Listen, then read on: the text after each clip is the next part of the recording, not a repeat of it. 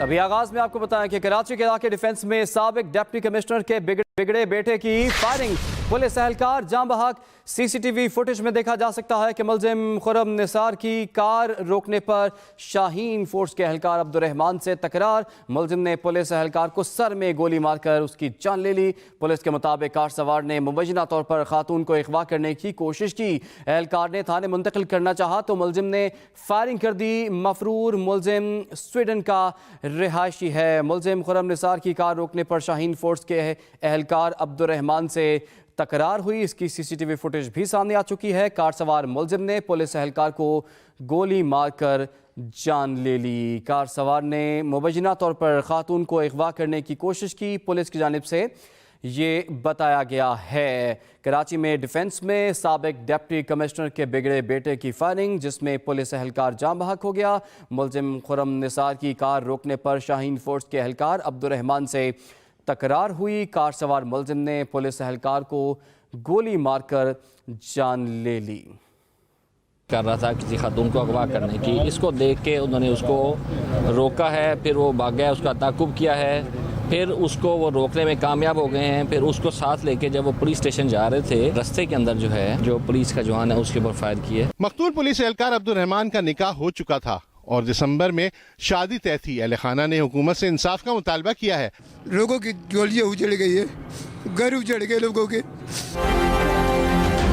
दूसरी तरफ पुलिस ने डिफेंस में मुलजिम खुर्रम निसार के घर पर छापा मारकर वारदात में इस्तेमाल होने वाली गाड़ी और असलहा बरामद कर लिया है। जबकि ये अफसोसनाक वाक़या पेश आया था कराची का पोश इलाका का है, फेस 5 डिफेंस फेस 5, जहां पर जो है कार सवार मुलजिम ने जो है फायरिंग करके शाहीन फोर्स के एहलकार अब्दुर्रहमान को कत्ल कर दिया था। वाक़े की सीसीटीवी फुटेज और उस वक्त जो दूसरे साथी एहलकार की जानिब से जो वीडियो बनाई गई थी, उससे जो है ये पूरा का पूरा मामला जो है खुलकर सामने आ गया है। जो कार सवार मुलजिम था खुर्रम निसार, वो एक खातून को अगवा करने की कोशिश कर रहा था। इसी दौरान जो है पुलिस एहलकारों ने उसका पीछा किया, ना सिर्फ पीछा किया बल्कि उसकी गाड़ी को रोका। इसी दौरान जो कार में खातून थी वो तो निकल के भाग गई, ताहम जो मुलजिम था वो जो है वो पुलिस के हत्थे चढ़ गया था। इस दौरान मुलजिम और जो पुलिस एहलकार थे शाहीन फोर्स के, उनके दरमियान टकरार भी हुई, बहस भी। इसी दौरान जो मुलजिम ने जो है वो फायरिंग करके पुलिस एहलकार को शहीद कर दिया और मौके से फरार हो गया। अब तक कुछ देर पहले ही हमारी जो DIG साउथ हैं इरफान बलोच, उनसे बातचीत हुई। उन्होंने बताया कि तफ्तीश के दौरान कि काफ़ी सारी चीज़ें जो है वो क्लियर हो चुकी हैं। जो मफरूर मुलजिम है खुर्रम, वो जो एक डिप्टी कमिश्नर है, उनका ये बेटा था और 3 हफ्ते पहले ही ये स्वीडन से कराची पहुंचा था। जो स्वीडन का मुस्तकिल तौर पर रहायशी है, यहाँ पर 3 हफ्ते पहले आया। उसके बाद पुलिस हुक्काम ने बताया है कि ये एक तो नशे का आदी, साथ में ये बुरी सोहबत का भी शिकार था। पुलिस हुक्काम ने जब इसके घर पे छापा मारा तो पुलिस को वहाँ से एक असला भी मिला है, जबकि इसके कमरे से जो है वो नशावर अशिया भी पुलिस ने अपने कब्जे में ली है। साथ ही जो सफरी दस्तावेजात थे जिसमें पासपोर्ट था, दीगर था, वीज़ा था, वो भी पुलिस ने अपनी तहवील में ले लिया है। पुलिस हुक्काम का ये कहना है कि जब पुलिस ने छापा मारा उसके घर पे तो मुलजिम अपने घर पे खड़ी दूसरी गाड़ी में फरार हो गया है, जिसकी तलाश में जो है वो इस वक्त छापामार कार्रवाइयाँ जारी हैं। पुलिस का कहना है कि जल्द ही इस मुलजिम को गिरफ्तार कर लिया जाएगा। दूसरी जानिब अगर हम बात करें मकतूल अब्दुर्रहमान की, तो उनकी निकाह हो चुका था और अगले महीने ही उनका जो है शादी तय थी। घर में शादी की तकरीबात जारी थी, पे मौजूद थी, तांता बंधा हुआ था, लोग उनसे मिलने आ रहे थे। बुनेर का ये रहायशी नौजवान था जो कि 2014 में महकमा पुलिस में भर्ती हुआ और अब गुज़िश्ता कुछ अरसे पहले ही ये शाहीन फोर्स में जो है वो शामिल हुआ था।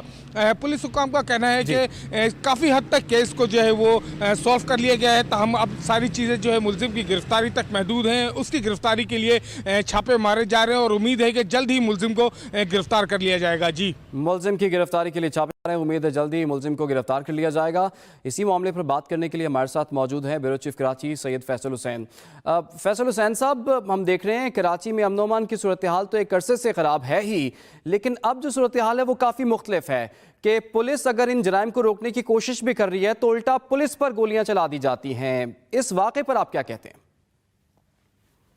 ये जो वाक़या हुआ है इसका तो अमन अमान से ताल्लुक नहीं है। ये तो समझ लें कि जो एक इस मुल्क की जो तबका अशराफिया है और उसका जो ये गुमान है कि उसको कोई रोक नहीं सकता और उसको कोई रोकेगा, वो कानून से वो जो है वो तबका अशराफिया अपने आप को जो है बालातर समझती है। یہ تو اس کو pulis نے اس طبقے سے تعلق رکھنے والے ایک نوجوان کو روکا تو اس نے اپنا جو ہے وہ ریئیکشن دیا، لیکن اس سے جو ہے وہ کئی سوال پیدا ہوتے ہیں کہ ایک آدمی دو پولیس اہلکاروں کے سامنے ایک پولیس اہلکار کو قتل کر کے چلا گیا، تو اس سے پولیس کی جو تربیت ہے اس پر بھی سوال پیدا ہوتا ہے۔ اس سے ایک یہ بھی سوال پیدا ہوتا ہے کہ جو پولیس اہلکار جو گشت پر ہوتے ہیں وہ کتنے اکوپڈ ہوتے ہیں، ان کے پاس کیا کیا سامان ہوتا ہے، کیا ان کے پاس وائرلیس ہوتا ہے، کیا ان کے پاس جو ہے وہ ہتھکڑی ہوتی ہے، یا خالی ایک جو ہے ان کے پاس جو ہے وہ گن ہوتی ہے اور گن کی بنیاد پہ جو ہے وہ گھوم رہے ہوتے ہیں۔ تو اس وقت پولیس اہلکار جو گشت پر ہوتے ہیں ان کو جو ہے اکوپ کرنے کی ضرورت ہے، ان کو تربیت کرنے کی ضرورت ہے کہ ایک عام آدمی ایک تربیت یافتہ اہلکاروں کو قتل کر کے گفتگو شنید میں، مطلب کوئی پولیس پہ کوئی کسی نے گھات لگا کر حملہ نہیں کیا، یہ کسی گوریلا وار میں جو ہے پولیس اہلکار جو ہے وہ ہلاک نہیں ہوئے، دونوں آمنے سامنے تھے۔ تو پولیس اہلکاروں کی تربیت جو ہے وہ ایک عام آدمی سے تو بہت زیادہ ہونی چاہیے۔ وہ جب انہوں نے اس کو روک لیا تھا تو اس کو اتنا موقع کیوں دیا کہ وہ پستول لہرا رہا تھا اور یہ موبائل سے جو ہے وہ ویڈیو بنا رہے تھے، اس دوران انہوں نے اس کو روکا کیوں نہیں؟ جس بندے کے ہاتھ میں اسلحہ ہے وہ اسلحے کو کسی وقت بھی وہ استعمال کر سکتا ہے جیسے اس نوجوان نے کیا، تو اس کو روکا کیوں نہیں پولیس اہلکاروں نے؟ جس میں معصوم پولیس اہلکاروں کی غلطی نہیں ہے، یہ اس نظام کا المیہ ہے جو ان پولیس اہلکاروں کو تربیت نہیں دیتا، ان کو اکوپ نہیں کرتا، ان کو سامان نہیں دیتا۔ تو یہ واقعے سے جو ہے وہ پولیس انتظامیہ کی جو ہے وہ آنکھیں کھلنی چاہیے کہ ہم اپنے نوجوانوں کو، پولیس اہلکاروں کو اسی طرح جو ہے ایک ایسا شہر جو مکمل طور پہ دہشت گردوں کے اور مافیاز کے کنٹرول میں ہو، وہ ان کو گھماتے ہیں سڑکوں کے اوپر اور ان کو وہ ضروری جو ہے وہ ساز و سامان نہیں دیتے۔ تو اس سے یہ سوالات بھی پیدا ہوتے ہیں، اگر وہ پولیس اہلکار کی تربیت اچھی ہوتی ہے، ان کے پاس سامان ہوتا، تو اس نوجوان کو قابو کرنا اتنا مشکل نہیں ہوتا۔ ٹھیک ہے جی، بہت شکریہ فیصل حسین صاحب، آپ ہمارے ساتھ موجود تھے اور ہمارے ساتھ ساجد رؤف بھی موجود تھے، آپ دونوں کا بہت شکریہ۔ کراچی میں شہری کے ہاتھوں قتل ہونے والے پولیس اہلکار کے اہل خانہ اپنے پیارے کی شہادت پر رنج و غم کا شکار ہیں۔ کہتے ہیں دسمبر میں عبدالرحمان کی شادی ہونا تھی جس کے لیے وہ بہت خوش تھا۔ شہید اہلکار کے غمزدہ بھائی نے مزید کیا کہا ہے، جانتے ہیں ساجد رؤف سے۔ جی ساجد۔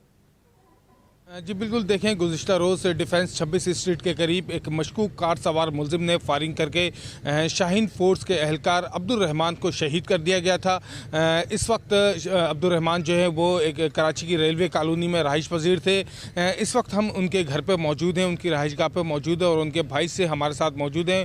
ان سے یہ پوچھتے ہیں کہ عبدالرحمان جب یہ واقعہ ہوا تو ان کے فوری بعد ان کو کس طرح اطلاع ملی اور ان کو اس کے بعد کیا صورتحال ہوئی؟ کیسے آپ کو یہ واقعہ سارا پتہ چلا کہ یہ واقعہ آپ کے بھائی جو ہیں وہ شہید ہو گئے؟ یہ واقعہ ہمیں تقریباً 12 بجے کے ٹائم میں چلا۔ ان کے جو دوسرے ساتھی تھے انہوں نے کال کی بڑے بھائی کو، تو ہم جناح پہلے اپنا یہ سول ہاسپٹل پہنچے، اس کے بعد پھر جناح پہنچے، تو پھر بعد میں پتہ چلا کہ ان کو شہید کر دیا گیا ہے اور بڑی بے دردی سے شہید کیا ہے۔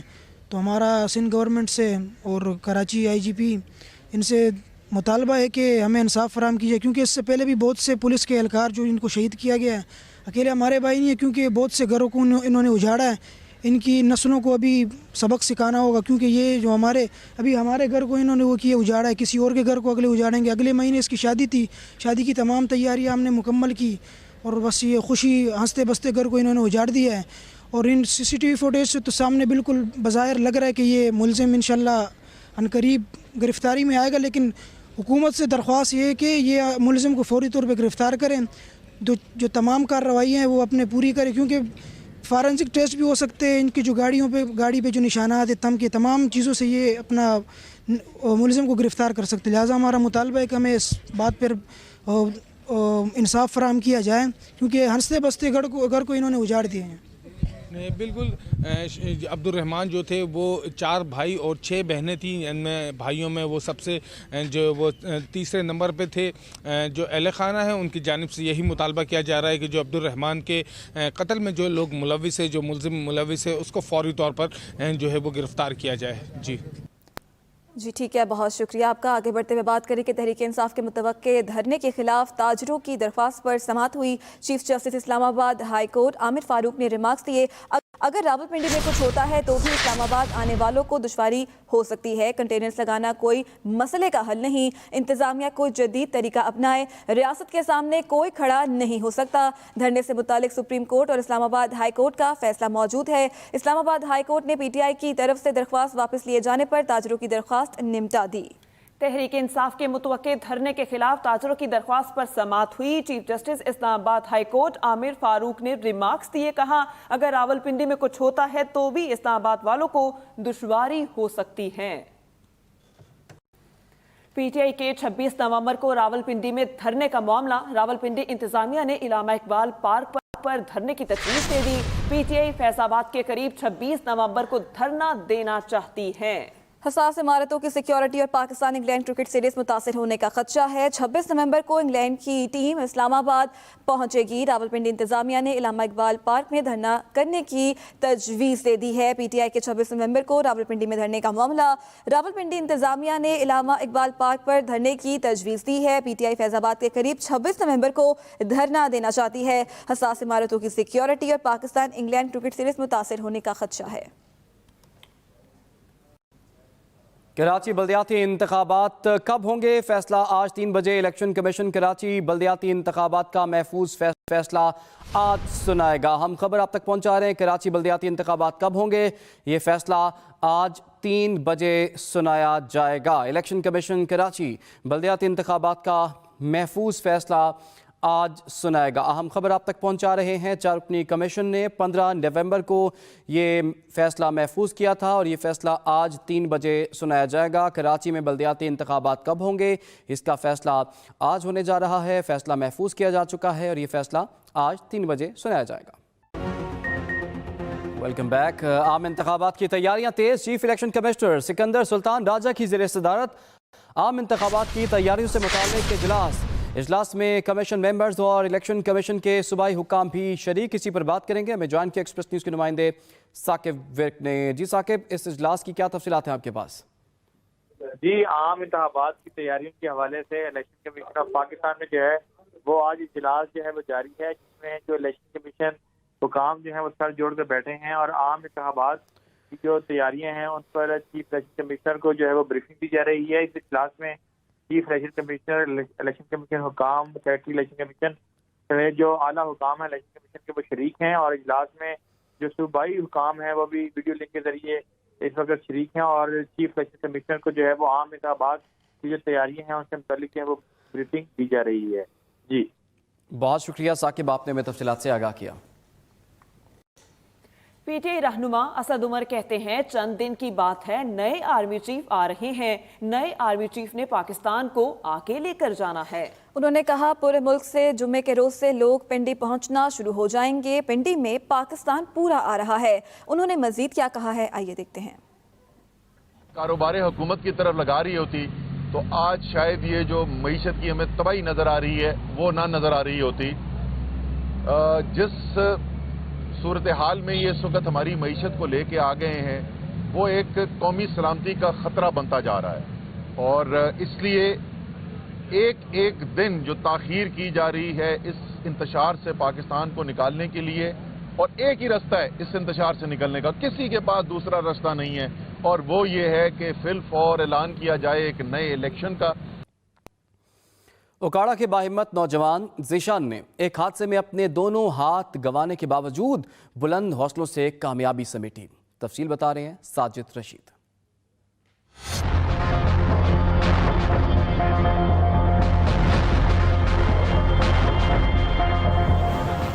2007 में 11,000 वोल्ट बिजली की तारों से छूकर मोहम्मद ज़ीशान के दोनों हाथ ज़ाया हो गए। डॉक्टर्स को दोनों हाथ काटना पड़े।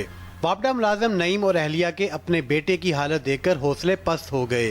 वालदैन का अस्पतालों के चक्कर काटते हुए एक मसीहा की सूरत में शालामार अस्पताल लाहौर में चैरिटी हाउस से राब्ता हुआ, जिसके बाद मोहम्मद ज़ीशान को अमेरिका में इलाज के लिए ले जाया गया। अमरीकी डॉक्टर्स ने दोनों हाथों की जगह मसनूई आलात के जरिए हाथ लगा दिए और फिर मोहम्मद ज़ीशान की जिंदगी बदल गई। इन आर्टिफिशियल हैंड्स की मदद से मैंने अपना लिखना और खाना पीना शुरू किया और अपनी लाइफ को दोबारा शुरू किया। मोहम्मद ज़ीशान ने सॉफ्टवेयर इंजीनियरिंग के लिए कॉमसेट यूनिवर्सिटी साहिवाल में दाखिला लिया। पहले ही सेमेस्टर में अपने दोस्त मोहम्मद इमरान की मदद से दुनिया को हैरत में डालते हुए अपने मसनूई हाथों से एक कंप्यूटराइज गाड़ी तैयार कर दी।